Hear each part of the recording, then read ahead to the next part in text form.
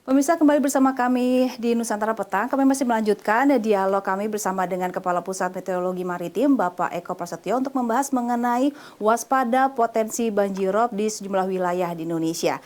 Ya Pak Eko, kita lanjutkan dialognya. Bapak, Baik, wilayah di Bu. Indonesia ini memiliki waktu yang berbeda-beda. Nah, Ya, fenomena ini terjadi pada tanggal 5. Apakah wilayah-wilayah yang harusnya mewaspadai terjadi banjirop ini memiliki rentan waktu yang sama, Pak? Harus waspadanya, Pak, di tanggal 5 itu? iya. Sebagai apa remindernya atau patokannya tanggal 5 untuk imbas dari purnama ini terhadap banjirop ini bisa terjadi H-1 atau H-2 dilanjutkan dengan H+5 hingga H+7 dari tanggal 5 Mei tersebut.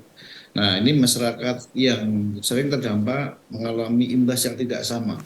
Seperti di pesisir Aceh itu kurang lebih 4 hingga 10 Mei. Kemudian di utara Banten itu 5 hingga 12 Mei. Berbeda juga nanti di DKI, ya, utara DKI itu 5 hingga 11 Mei. Maaf, 6 hingga 9 Mei. Inilah bahwasanya fase pasang maksimum ini di setiap daerah tidak sama waktunya, baik tanggal maupun jamnya, tidak berbarengan, mengikuti dari siklus astronomi dari masing-masing wilayah atau daerah.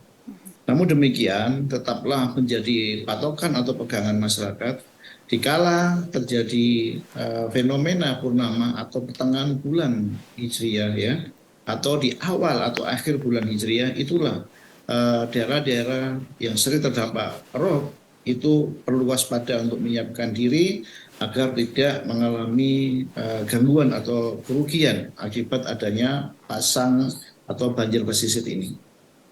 Iya, Pak, sekali lagi untuk di-remind ini masyarakat yang Ya. memiliki resiko berada di daerah pesisir ini, apa langkah yang harus dilakukan pada hari-hari yang harus waspada dari tanggal 4 hingga tanggal 11? Apa, Pak? Ya. Di-remind kembali oleh BMKG.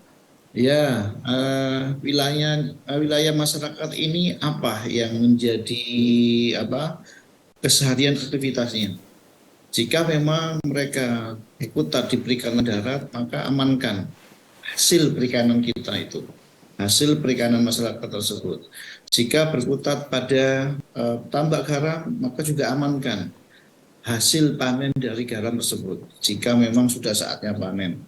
Jika masyarakat berkutat di dalam lingkungan yang padat, maka rencanakan bagaimana beraktivitas sehari-hari agar tidak terganggu, agar tidak terlambat sampai sekolah, agar tidak terlambat hingga kantor, ya. Gunakan moda transportasi yang sesuai, atau mungkin perlu hal-hal yang lain yang bisa disesuaikan di lingkungan kita masing-masing yang dampaknya dari banjir rob ini sudah sering kita temui, kita jumpai. Sehingga masyarakat harus lebih cerdas, lebih pandai lagi di dalam menyiapkan upaya adaptasi dan mitigasinya. Iya, baik Bapak Eko Prasetyo selaku Kepala Pusat Meteorologi Maritim, terima kasih atas dialognya. Semoga walaupun nanti terjadi banjirop, masyarakat tetap aman dan juga terkendali. Bapak Eko, terima kasih atas waktunya. Baik, terima kasih Mbak Kati.